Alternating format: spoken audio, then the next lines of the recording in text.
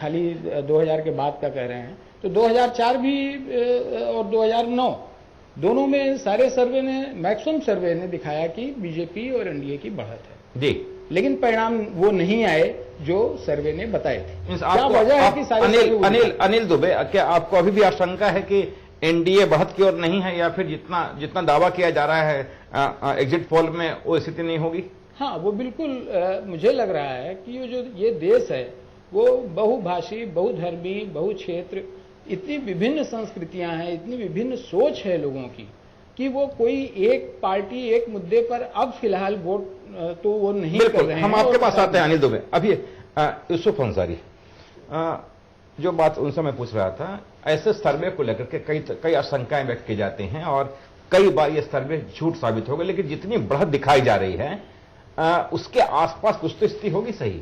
हाँ, जैसे मैंने पहले कहा कि ये इसमें कोई शक नहीं है कि बीजेपी और उसके सहयोगी दल इस बार बढ़त पर है और कांग्रेस और उसके सहयोगी दलों को जनता ने नकार दिया है। लेकिन कितना नकारा है और बीजेपी और एनडीए को, उसके सहयोगी दलों को कितना सराहा है, इसका पता तो चलेगा 16 तारीख को, जब इलेक्ट्रॉनिक वोटिंग मशीन नतीजे उगलेंगी। लेकिन हमारा अनुमान ये है कि जो एग्जिट पोल दिखाए जा रहे हैं उतना ज्यादा नहीं आएगा एक्चुअल स्थिति में, और एग्जिट पोल में फर्क होगा। लेकिन इतना साफ है कि एनडीए को बहुत मिल रहा है। बढ़त है। मुझे लगता है 225 से 235 के बीच एनडीए टोटल रहना चाहिए। बीजेपी कहीं न कहीं 180 के आसपास, 180-190 के बीच रहे, मतलब 250 से लेकर 200 के बीच कोई फिगर हो सकती है जिसपे BJP as a single largest party ठहर सकती है, और बाकी उसके जो सहयोगी दल हैं वो कुल मिलाकर के 40 और ज्यादा से ज्यादा 50, इससे ज्यादा। मनोज वर्मा, अगर इस तरह की आशंकाएं हैं तो मुझे लगता है कि भारतीय जनता पार्टी ये मान के चल रही है कि सरकार उनके बनने जा रही है, लिहाजा नरेंद्र मोदी आज गुजरात चले गए और वहां के एमएलए और नेताओं से बातचीत कर रहे हैं, शायद वो फेयरवेल पार्टी वगैरह की तैयारी में लग गए हैं। क्या लग रहा है कि मोदी के नेतृत्व में गवर्नमेंट बनने जा रही है? देखिए, किसी पार्टी का अपना रुख हो सकता है, अपना उसका उत्साह हो सकता है, उसके नेता का उत्साहित हो सकते हैं, लेकिन जब तक परिणाम नहीं आ जाए तब तक हम, मतलब मीडिया के लोगों को इस प्रकार की जल्दबाजी दिखाना, इस प्रकार के परिणाम दिखाना, मैं उसे न्यायोचित नहीं मानता हूं। वो चाहे एग्जिट पोल हो या कोई पोल हो, ये एक अक्कलों का तो सवाल हो सकता है कि साहब इतनी आएंगी, इतनी कम होंगी, इतनी जाएंगी, ये हो सकता है। लेकिन जैसा यूसुफ जी ने कहा, मुझे ऐसा लगता है कि इस चुनाव में अगर दो गठबंधन थे, एक तरफ यूपीए दूसरी तरफ एनडीए, तो यूपीए के मुकाबले एनडीए को एक बढ़त की स्थिति है। ये बढ़त कितनी है कितनी नहीं है, ये हमें 16 को ही इंतजार करना चाहिए। मेरा अनुमान जो है कि एनडीए के लगभग 260 के आसपास रहनी चाहिए सीटें। जी राजेश, जो भी अपने बात पूछी कि नरेंद्र मोदी, मुझे लगता है कि नरेंद्र मोदी पूरे चुनाव में अगर आप देखें शुरू से जल्दबाजी में रहे। उन्होंने छत्तीसगढ़ में अंबिकापुर में एक ऐसी जगह से भाषण दिया, उनका मंच तैयार किया गया जैसे लाल किले से वो भाषण दे रहे हों। फिर एक जगह कुछ और उनके लिए बनाया गया, फैजाबाद में नहीं, वो चलिए वो तो कैंपेन का चला। आखिर आते आते जिस दिन आखिरी दिन का मतदान चल रहा था, अचानक वो तमाम टीवी चैनल पर प्रकट हो गए, राष्ट्रनाम संबोधन देने लगे एक प्रधानमंत्री की तरह। तो लगता है कमीशन ने आपत्ति प्रकट की। दूसरी बात, अभी ये तय नहीं हुआ है कि वो प्रधानमंत्री बनेंगे। संसदीय बोर्ड ने फैसला किया है, सांसदों ने नहीं चुना है, और वहां गुजरात में उनका उत्तराधिकारी चुना जा रहा है। तो लगता है नरेंद्र मोदी कुछ ज्यादा जल्दी में है, कहीं ऐसा ना हो कि कल मनमोहन सिंह कुर्सी छोड़ रहे हैं, वोट से पहले जाके वहां बैठ जाए। ये आपको साथ है रामनारायण साहू जी, कांग्रेस को आप उत्तर प्रदेश में कितनी सीट दे रहे हैं? आवाज जरा धीमी सुनाई पड़ रही जी। उत्तर प्रदेश में आपकी पार्टी को कितनी सीटें मिल रही है?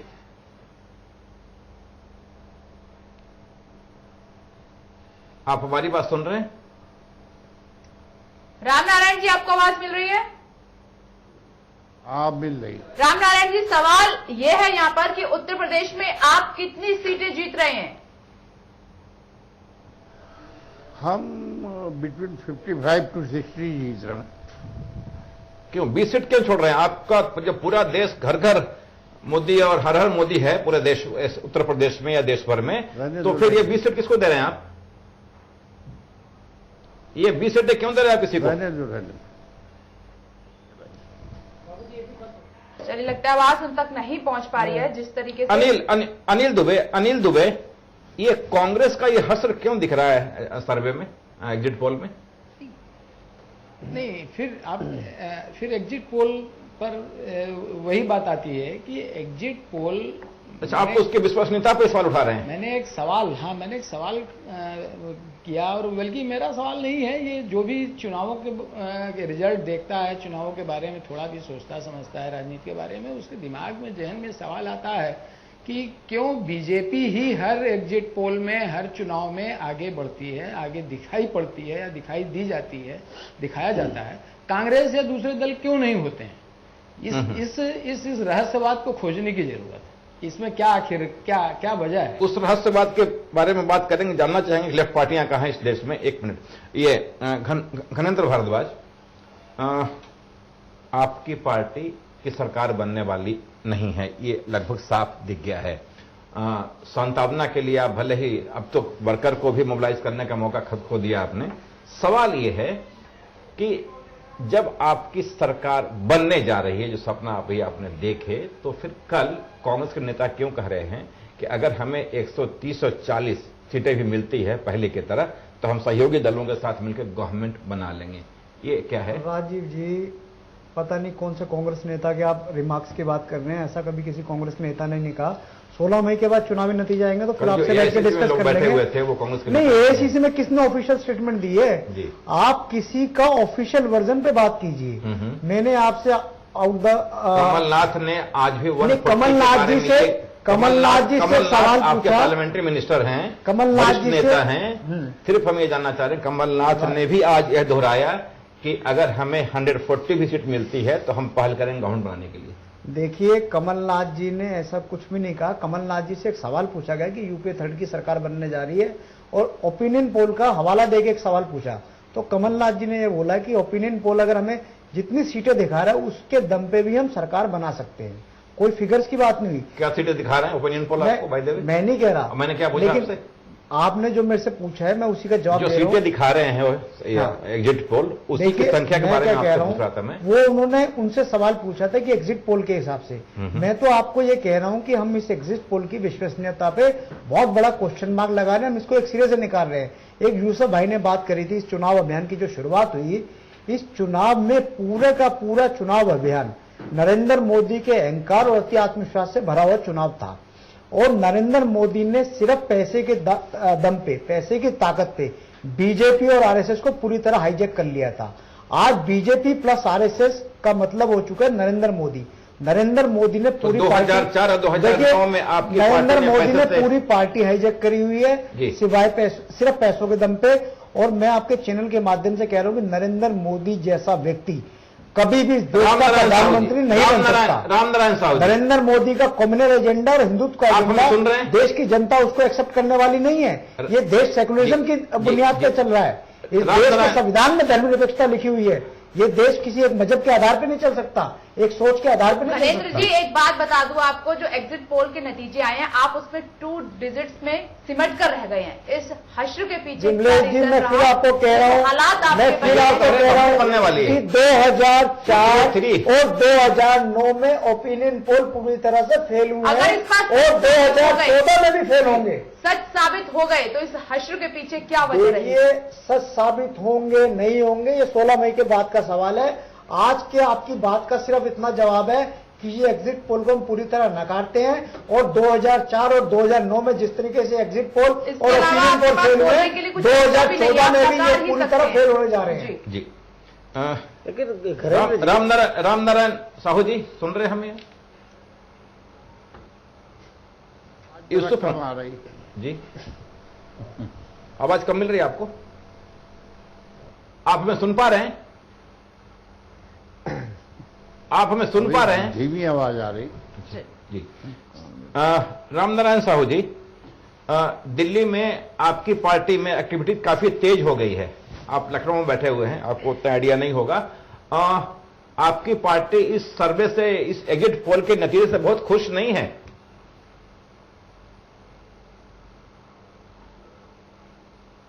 आवाज उन तक नहीं पहुंच पा रही है। जी, यूसुफ अंसारी, एक चीज जो समझ में नहीं आ रही है कि 25 दलों की सरकार बनने वाली है, और यह प्रयोग हमने 77 1989, उसके बाद के वर्षों में हम करते रहेंगे। फिर 1998-99 में भी हमने किया है और अभी कांग्रेस ने भी वही प्रयोग किया था। कांग्रेस की सरकार पूरे 5 साल चली, जबकि विपक्ष की पार्टियों का जो गठजोड़ होता है उस पर ये मियाद पूरी नहीं कर पाते हैं। क्या कारण है? हम वाजपेयी की गवर्नमेंट की बात नहीं कर रहे हैं, लेकिन इसके पहले जो सरकारें बनी हैं वो काफी मुश्किल में रही। हालात फर्क है। जो 1977 था तब एकदम गैर कांग्रेसवाद का नारा था और सारी पार्टियों ने मिलकर कांग्रेस के खिलाफ चुनाव लड़ा था। इमरजेंसी और एक पार्टी बन गई थी और एक पार्टी बना ली थी उन्होंने, इसमें से वामपंथी दल अलग थे, बाकी सब पार्टियों ने मिलकर एक अलग पार्टी बना ली थी। तो वो एक्सपेरिमेंट हुआ। वहां पर सबसे बड़ी बात है कि लीडरशिप का टकराव आ जाता है, और जहां लीडरशिप का टकराव आ जाता है वहां पर खेल बिगड़ जाता है। 77 में ये हुआ, उसके बाद 1989 में ये हुआ। वीपी सिंह और चंद्रशेखर की जो महत्वाकांक्षाएं थी वो आपस में टकराई, वीपी सिंह की सरकार गिरी और फिर चंद्रशेखर को कांग्रेस ने एक तरह से बलि का बकरा बनाया। यूपीए की अगर यूनाइटेड फ्रंट की अगर आप बात करें 1996 में तो मुझे लगता है कि गठबंधन सरकारों में अगर सबसे अच्छा कोई एक्सपेरिमेंट था तो वो यूनाइटेड फ्रंट का था। उसमें मोर्चों के अंदर मोर्चे का एक अभिनव प्रयोग किया गया है। कहां चल पाएगा? चल नहीं पाएगा। अगर हम 77 के बाद सरकार की बात करते हैं तो जी दुर्भाग्य है इस देश का कि वो गठबंधन सरकार नहीं चल पाई। अगर सही मायनों में कहा जाए तो यूनाइटेड फ्रंट जो गठबंधन था वो इस देश के फेडरल सिस्टम को सही रूप से रेखांकित करता था, उसकी नुमाइंदगी करता था। लेकिन वहां एकमात्र ऐसा संगठन था, एक ऐसा फ्रंट था जिसमें लेफ्ट और बीजेपी दोनों नहीं। यूनाइटेड फ्रंट में बीजेपी, अगर हम बात करें वीपी सिंह गवर्नमेंट के बारे में बात कर रहे हैं नहीं, वो मैं यूनाइटेड फ्रंट की बात कर रहा हूँ, 96 की बात कर रहा हूँ, वो बीजेपी नहीं थी जी। उस सरकार में क्षेत्रीय पार्टियां थी, क्षेत्रीय पार्टियों के बीच उसका जो फंक्शनिंग थी वो एक अलग तरह की फंक्शनिंग थी। कैबिनेट में जाने से पहले तमाम सारी चीजें पहले सहयोगी दलों के साथ डिस्कस होती थी। स्टेयरिंग कमेटी की मीटिंग होती थी, उसमें डिस्कस होता था। पेट्रोल के दाम 50 पैसे बढ़ाने के लिए वामपंथी दलों ने 1 साल लटका दिया और देवगौड़ा सरकार पेट्रोल के 50 पैसे दाम नहीं बढ़ा पाई। कई महत्वपूर्ण फैसले उस सरकार के अंदर लिए गए, जो गरीबी रेखा से नीचे के लिए अलग राशन कार्ड बनाने की व्यवस्था उस सरकार के दौरान की गई। तो कई ऐसे फैसले उस सरकार में हुए जिसके दूरगामी नतीजे हुए। लेकिन ये दुर्भाग्य है कि वो चल नहीं पाया। चल इसलिए नहीं पाया कि कांग्रेस नहीं चाहती थी कि इस देश के अंदर कोई ऐसा व्यवस्था बने जहां पर उसकी भूमिका सीमित हो जाए। लिहाजा कांग्रेस ने समर्थन वापस लेकर सरकार गिरा दी। मनोज वर्मा चुनाव परिणाम आने के 72 घंटे रह गए हैं। क्या लग रहा है कि नरेंद्र मोदी के साथ जितनी पार्टियां हैं उसके सपोर्ट से गवर्नमेंट बन जाएगी सेंटर में, या फिर कहीं भटकना पड़ेगा? देखिए, अभी ये कहना जल्दबाजी होगी कि नहीं बनेगी, ये भी कहना जल्दबाजी है, बनेगी ये भी कहना जल्दबाजी है। क्योंकि अगर हम एग्जिट पोल में ये बात नहीं मान रहे हैं कि साहब एनडीए को बढ़त मिल रही है, तो हम ये कैसे माने कि नहीं मिल रही है? तो ये दोनों बातें एक अटकलबाजी की हो सकती हैं। हकीकत ये 16 को जब परिणाम आएंगे तब पता लगेगा। बीजेपी ने अपना उम्मीदवार सामने रखा है।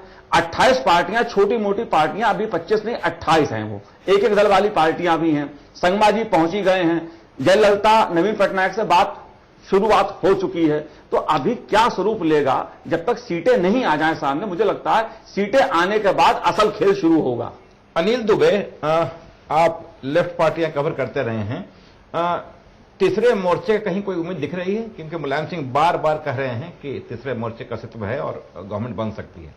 ये इसको हम इस रूप में देखें कि यूपीए गवर्नमेंट 10 साल से सत्ता में थी, तो एक एंटी इनकम्बेंसी उसके फैक्टर उसके साथ काम कर रहा है, और उस नाते कांग्रेस को और उसके गठबंधन को तो सत्ता नहीं ही मिलनी है।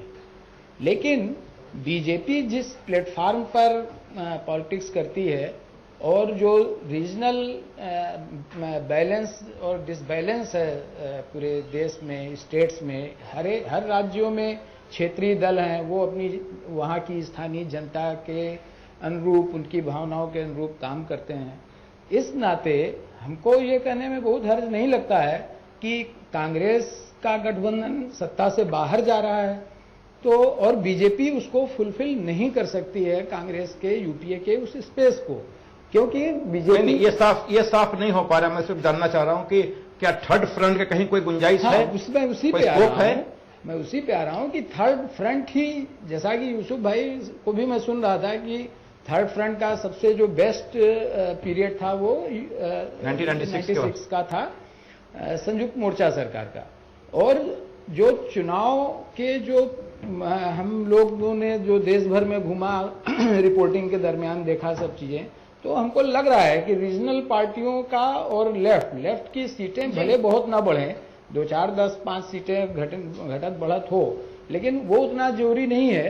अभी केंद्र में केंद्रीय तौर पे 11 दलों का 12 दलों का इन्होंने